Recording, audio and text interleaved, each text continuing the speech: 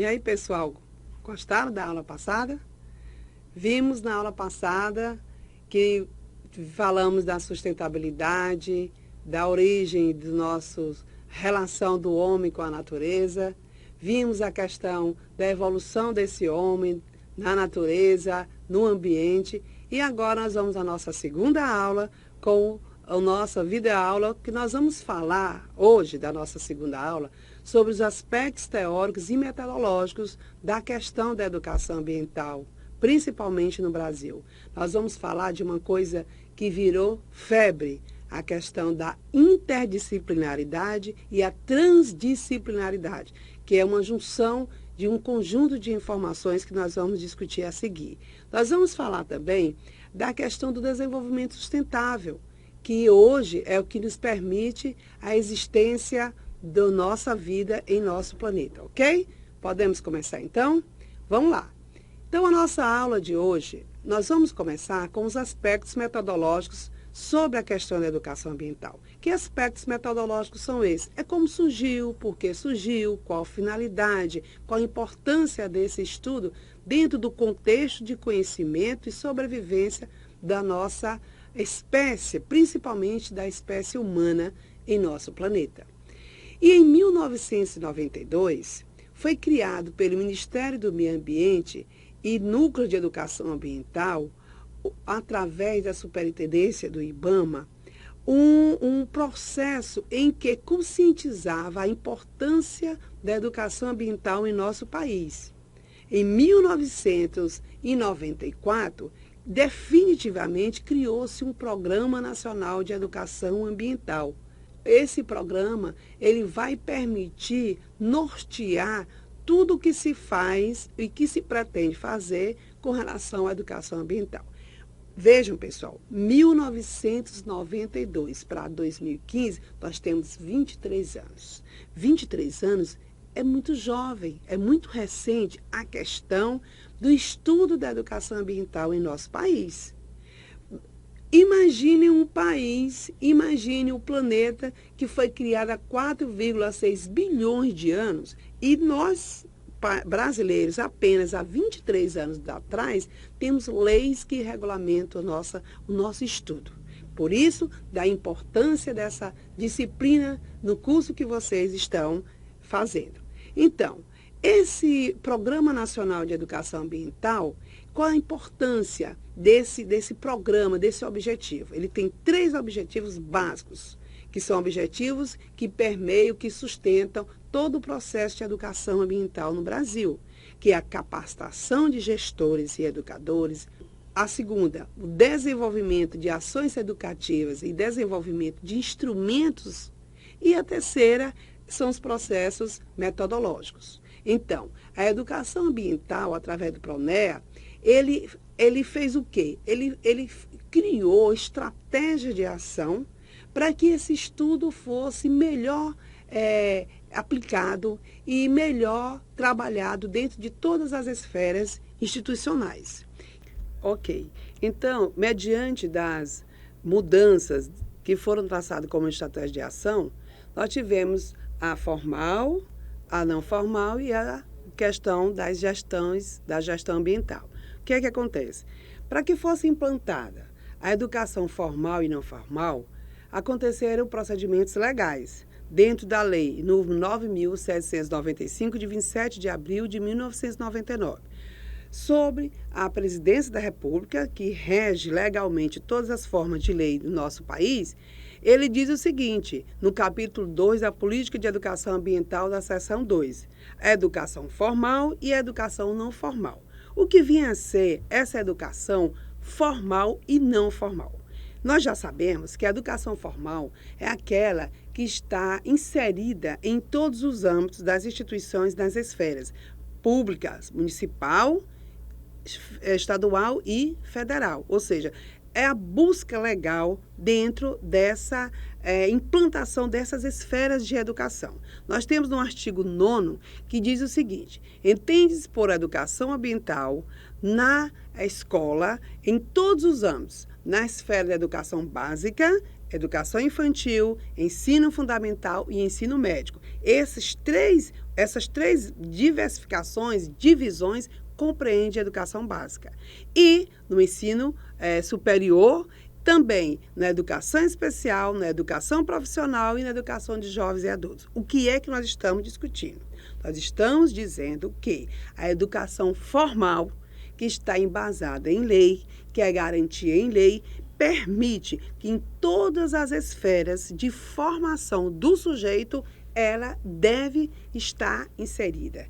Que, para isso, a importância da conscientização e da informação da questão ambiental em todo esse percurso da história educacional do sujeito. E a educação não formal. Por que não é não formal? Mesmo estando regulamentada em lei, no artigo 13, que diz o seguinte: entende-se por educação ambiental não formal as ações de práticas educativas voltadas para a sensibilização da coletividade. Por isso que ela é não formal, porque aí é onde vai entrar toda a nossa participação coletiva da nossa comunidade, da nossa associação, da nossa escola, e nós, como sujeito, fazendo parte desse ambiente, desse planeta. E a educação não formal é que vai salientar, discutir, permitir uma série de programas, de projetos, de atitudes de uma comunidade. Ela está dividida em segmentos. Vamos, por exemplo, a primeira diz o seguinte: a difusão por intermédio dos meios de comunicação de massa em espaços nobres de programas e campanhas educativas. Olha, quando nós fazemos uma campanha de coleta de lixo, quando nós fazemos a reciclagem de um material, quando nós fazemos a redução da poluição, quando nós fazemos o resgate das margens do rio, tudo isso é uma ação não formal.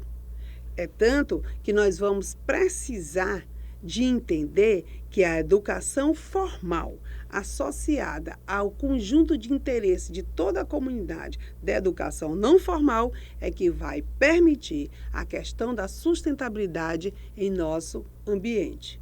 Então, com isso, nós vamos ver que a educação ambiental, através do Programa Nacional de Educação Ambiental, vai direcionar a uma série de condições para o nosso trabalho. A educação através do processo de gestão. O que vem a ser esse processo de gestão? É exatamente como vai ser trabalhado, as metodologias que serão trabalhadas, as capacitações que serão aplicadas. Nós estamos trabalhando aqui através de uma gestão de educação à distância, para facilitar a aplicabilidade dessa formalidade dentro do conhecimento de educação ambiental.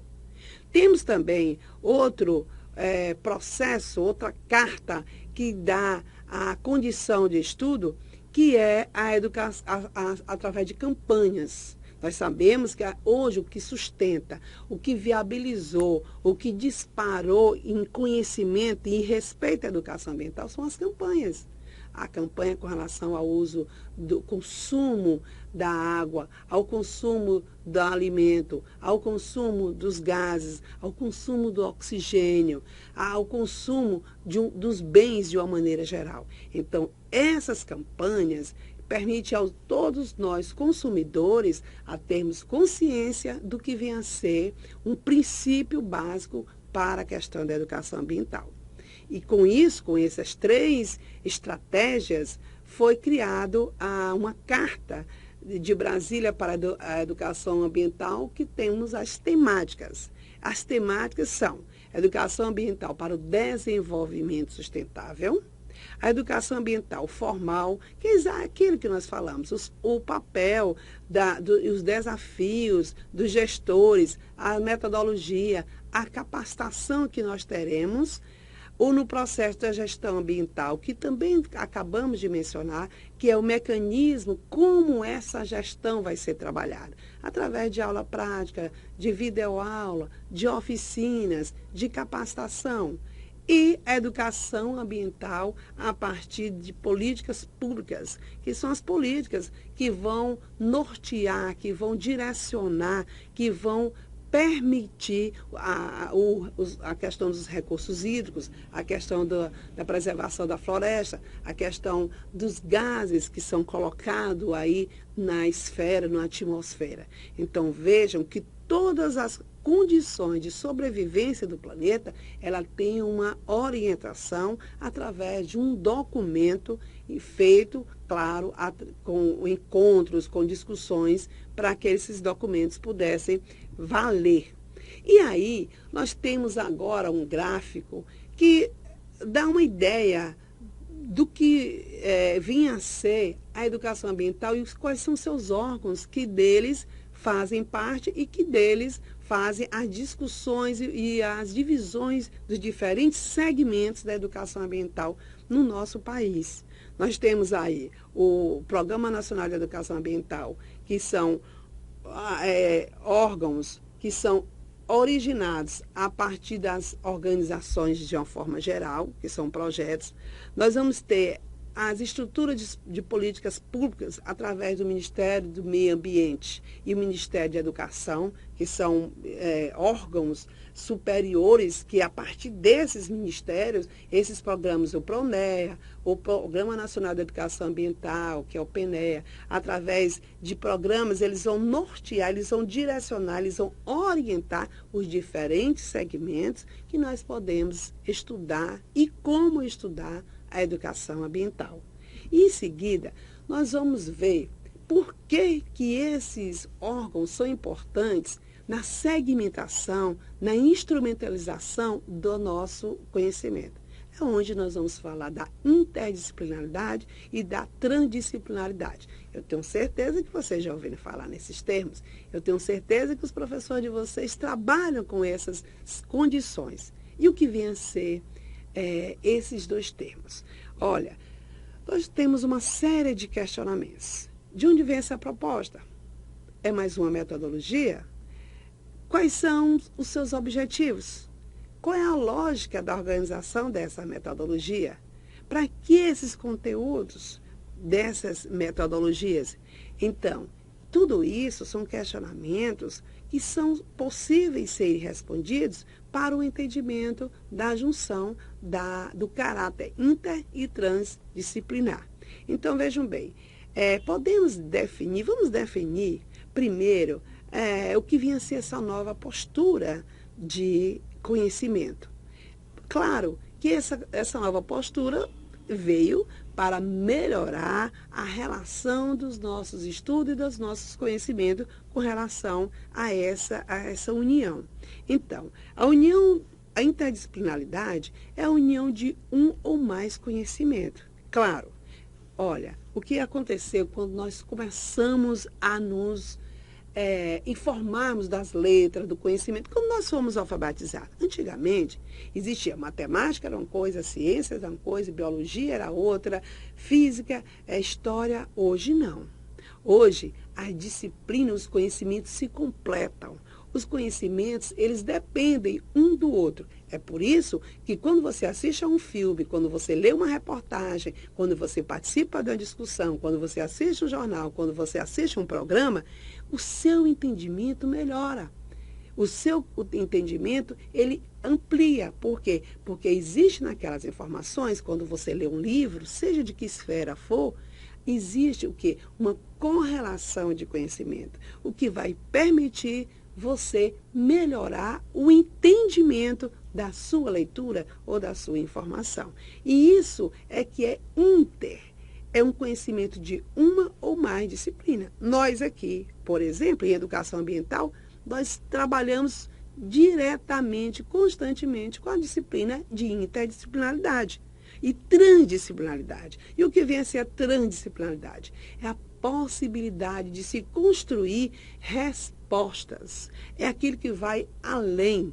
Eu conheço, tenho uma informação e aquilo que eu adquiro uma resposta, que eu vou além da minha informação, questionamentos, procurando soluções com outras áreas, isso vai além do que vocês propõem. Isso aqui é transdisciplinaridade. Então, meus jovens, meus caros alunos, vejam bem, em educação ambiental, tanto a interdisciplinaridade como a transdisciplinaridade, elas entrelaçam, que é difícil você separar. Se você vai fazer um trabalho de coleta de lixo, você tem ali química, biologia, você tem a física, você tem a matemática, você tem a geografia, você tem a leitura, a linguística, que é português, ou seja, não tem como, você tem até inglês, porque se você pode pegar diferentes embalagens, e o que é que tem de inglês ali? Então, não tem como você se separar hoje desse conhecimento muito importante para avaliar as condições da educação ambiental. Então, em 2000, Morim, um autor que nós trabalhamos com o nosso material, ele quis aprofundar a discussão. Em 2000, nós estamos em 2000 e quanto? 2015. Vejo que há 15 anos atrás. O que só queria questionar com vocês, o que se remete, o que se reporta à questão ambiental, ela é muito recente no planeta e no nosso país. E, principalmente, eu gostaria que isso fosse recente, mas que as nossas atitudes, elas fossem muito mais antigas do que nós estamos falando aqui de dada. Então, vejam bem, o que é que reporta, o que é que Morim disse? Que ensinar o conhecimento é um erro, é uma ilusão, porque ninguém se ensina. Eu estou comentando, discutindo com vocês, mas a prática vai depender de vocês. A atuação vai depender de vocês. Esse conhecimento vai permitir a sua identidade, a sua relação humana com o meio ambiente, a sua relação com a sua sobrevivência, a sua relação com a sua capacidade de ter melhor condições de vida, a sua compreensão, o enfrentamento das dificuldades. A gente observa aí que hoje a questão dos recursos hídricos, eles estão cada vez mais reduzidos, questionados, seja em que esfera de local que você se encontre. As condições do planeta, a condição da própria capacidade de sobrevivência do ser humano. Então, veja que tudo isso está relacionado a uma condição de vida com a outra, com o ambiente, e isso é interdisciplinaridade, ok? Então, vamos lá? Vamos à nossa outra situação, que são os projetos de educação ambiental. Qual é a relação? O governo implantou uma forma de educação, ele implantou também a questão da interdisciplinaridade, da transdisciplinaridade, e como nós vamos aplicar, que é exatamente esse aprofundamento de disciplina, de técnicas, existem leis, pessoal. Tudo que nós estamos falando aqui, nós estamos baseados em lei. A lei a Lei Federal da Educação Ambiental, número 9.795/99, diz que a educação ambiental deve seguir, a partir do artigo 5º, diferentes fundamentações. E essas fundamentações, que nós temos 1, 2, 3, 4, 5, é que vão permear o nosso estudo, é que vai permitir as diferentes formas de trabalho dentro da educação ambiental. E dentro dessa lei, o que nos interessa é a questão do consumo sustentável, que é uma coisa que vai garantir a qualidade de vida e a nossa permanência no planeta, que é o modo de como nós consumimos, garantindo a existência e a satisfação de viver e de habitar nesse planeta maravilhoso que é o nosso planeta Terra. E essas ações, nós temos o que nós chamamos de 3 R's. O R, redução, de reutilização e de reciclagem. A redução é a que se recomenda evitar adquirir produtos desnecessários. Que nós fazemos isso pela nossa falta de formação e de educação ambiental. O outro R é a reutilização, que graças a Deus há uma campanha em todo o mundo para você reutilizar a questão do material reciclado, e nós temos várias campanhas, nós temos vários trabalhos maravilhosos, nós temos vários prêmios com relação à reutilização do lixo, das embalagens, dos plásticos, dos vidros, enfim. E o último R é o R da reciclagem, que vai orientar a separação daquilo que nós consumimos, a separação dessas embalagens. Então, prestem atenção. Esses princípios de estratégias são princípios que garantem a nossa melhor qualidade de vida. E o que é preciso para que isso possa ser alcançado, esse desenvolvimento sustentável? É preciso não confundir desenvolvimento econômico, que é uma coisa relativa da sobrevivência de toda a humanidade, com a questão do exagero do consumo, extraindo dos recursos naturais a possibilidade da existência e a permanência, não só dos recursos naturais, mas principalmente da espécie humana e de tudo aquilo que nos envolve. Então, nós vamos agora ver que esses modelos de desenvolvimento dos países industrializados devem ser seguidos. O que vocês acham? Na cidade de vocês, esses modelos exagerados de consumismo, de produção de lixo, devem ser seguidos? O que é que vocês acham? Então, nós vamos ver um vídeo, agora, para finalizar nossa aula, e que esse vídeo, ele vai permitir as consequências desse consumismo, a consequência da existência do nosso planeta e a permitir um questionamento sobre a vida do nosso planeta. E aí, meus caros alunos, eu agradeço mais uma vez a nossa companhia, a nossa discussão, e espero que tenham gostado e até a próxima aula. Tchau!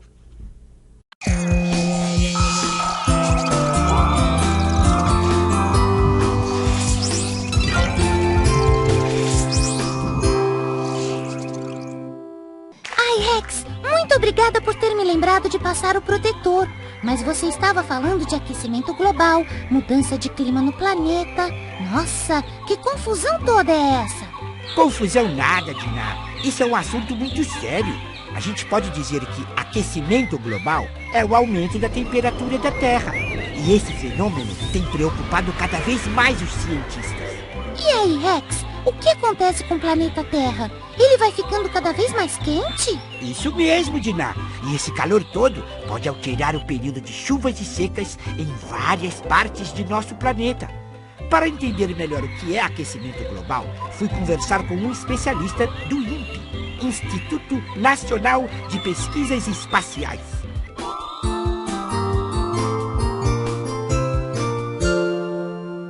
É mais ou menos por aí, Rex. Mas deixa eu explicar melhor por que a temperatura do planeta está aumentando. Naturalmente, a nossa atmosfera tem alguns gases em pequena quantidade, o gás carbônico, o metano, o óxido nitroso, o vapor d'água. E esses gases têm uma propriedade fundamental. Eles retêm o calor próximo da superfície. Se a nossa atmosfera não tivesse esses gases, o nosso planeta estaria totalmente congelado, uma imensa bola de gelo. A temperatura seria menos 18 graus negativos. O que esses gases fazem é chamado o efeito estufa. Eles aquecem a superfície do planeta e propiciam até a existência da vida na superfície. O que acontece é que nos últimos 200 anos, as atividades humanas geraram muito desses gases que vão para a atmosfera. Queima da gasolina, do petróleo, do gás natural, do carvão, queima de florestas. Tudo isso faz com que a quantidade desses gases na atmosfera esteja aumentando, ano após ano. E o que esses gases fazem? Aquecem o planeta, aquecem a superfície. Esse aquecimento muito rápido, principalmente nos últimos 50 anos, a temperatura já subiu quase 1 grau centígrado. É esse aquecimento muito rápido que nós damos o nome de aquecimento global. E esse aquecimento é muito preocupante.